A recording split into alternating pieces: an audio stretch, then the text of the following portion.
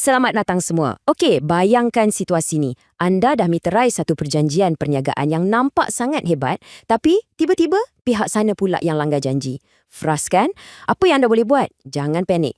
Anggap saya sebagai mentor senior anda hari ini. Kita akan rungkai sama-sama macam mana kita nak selambatkan keadaan bila berdepan dengan perjanjian perniagaan yang dah rosak. Percayalah, topik ni sebenarnya sangat mudah dan menarik untuk kita fahami. Video ini dihasilkan oleh Zura Masnum Sainan, seorang pensyarah kanan UiTM Cawangan Johor. Okey, ini peta perjalanan kita hari ini. Ringkas sahaja, kita ada 5 bahagian utama, bermula dengan pengenalan remedi, kemudian kita tengok bab membatalkan kontrak, selok-belok ganti rugi kewangan, arahan mahkamah dan akhir sekali macam mana nak pilih remedi yang paling tepat. Anda tak perlu latar belakang undang-undang pun untuk faham semua ni, okey? Jadi, jom kita terus lompat ke bahagian pertama, pengenalan kepada remedi kontrak. Secara asasnya, bila berlakunya pelanggaran kontrak, maksudnya bila seseorang itu tak menepati janji sah mereka, undang-undang sentiasa menyediakan jalan penyelesaian. Jalan keluar inilah yang kita panggil sebagai remedi. Dan di dalam kotak peralatan kita, ada 5 remedi utama: pembatalan, ganti rugi, pelaksanaan spesifik, injangsi dan quantum meruit. Ya, saya tahu bunyinya macam jargon peguam yang berat kan? Tapi jangan risau, kita akan bedah satu-satu dengan mudah sebentar lagi. Okey, mari beralih ke bahagian kedua, membatalkan dan menilai kerja. Kita mulakan dengan remedi pertama iaitu pembatalan atau dalam bahasa Inggerisnya rescission. Senang je nak faham konsep ni. Ia ibarat anda menekan butang batal pada satu perjanjian yang dah bertukar toksik. Kalau pihak sana melanggar syarat yang paling utama, anda ada hak sepenuhnya untuk membatalkan terus kontrak tersebut. Anda bebas dari sebarang tanggungjawab. Kira macam putus hubungan teruslah. Seterusnya, kita ada satu terma lating ni, quantum meruit. Bunyinya gah betul kan? Tapi sebenarnya maksud dia sangatlah ringkas, menuntut upah yang adil. Katakanlah anda dah bertungkus lumus siapkan separuh daripada projek, tiba-tiba kontrak tu gagal. Takkan anda nak pulang dengan tangan kosong? Semestinya tak adil kan? Jadi melalui quantum meruit, anda tetap berhak dibayar untuk hasil titik peluh yang dah pun anda sumbangkan. Nak lebih jelas, jom tengok kes Craven Ellis lawan Cannons Limited ni. Bayangkan senario bisnes harian anda dah kerja keras berikan perkhidmatan yang terbaik, tapi rupa-rupanya atas sebab teknikal undang-undang, kontrak asal anda tu sebenarnya tak sah dari awal. Adakah kerja keras anda tu sia-sia begitu saja? Jawapannya tidak. Menerusi prinsip quantum meruit ni tadi, mahkamah tetap membenarkan anda menuntut bayaran yang munasabah untuk perkhidmatan yang syarikat tersebut dah terima. Nampak tak? Undang-undang masih melindungi hak anda. Seterusnya, kita beralih ke bahagian ketiga, segala-galanya tentang ganti rugi kewangan. Ini bab yang paling biasa berlaku. Okey, apabila kita sebut tentang ganti rugi di bawah Seksyen 74(1) Undang-Undang Malaysia, kita ada beberapa kategori. Pertama, kerugian yang timbul secara semula jadi, kita panggil ganti rugi substansial. Ini untuk menampung kos kerugian langsung akibat pelanggaran tersebut.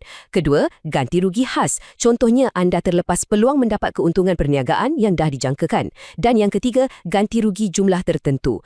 Yang ni dari awal-awal buat kontrak lagi, kedua-dua pihak dah memang bersetuju menetapkan jumlah penalti jika ada pihak yang mungkir janji. Sekarang, macam mana pula dengan ganti rugi nominal? Okey, cuba tengok contoh voucher pizza ni. Bayangkan pizza anda sampai lewat. Restoran tu memang dah langgar janji pengantaran mereka.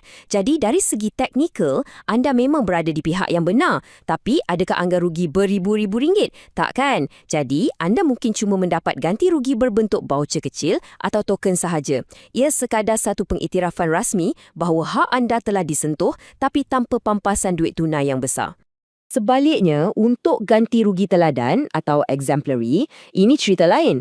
Cuba tengok keratan akhbar pengantin perempuan yang ditinggalkan ni. Ahmad Rajis. Ini adalah untuk pelanggaran yang sangat teruk. Macam mungkir janji untuk berkahwin, di mana penderitaan emosi tu sangat mendalam. Dalam kes macam ni, mahkamah boleh mengetuk pihak yang bersalah tu dengan bayaran pampasan yang jauh lebih besar daripada kerugian sebenar. Kenapa? Sebab tujuannya adalah untuk menghukum sekeras-kerasnya tindakan buruk tu dan bukannya sekadar membayar ganti rugi. Kita tukar gear sejenak ke bahagian keempat, arahan tindakan dan halangan. Kali ini, kita melihat tindakan secara fizikal. Mari kita bezakan secara jelas antara ganti rugi dengan pelaksanaan spesifik. Ini poin yang amat penting ya. Kalau ganti rugi, ia hanyalah tentang membayar duit pampasan.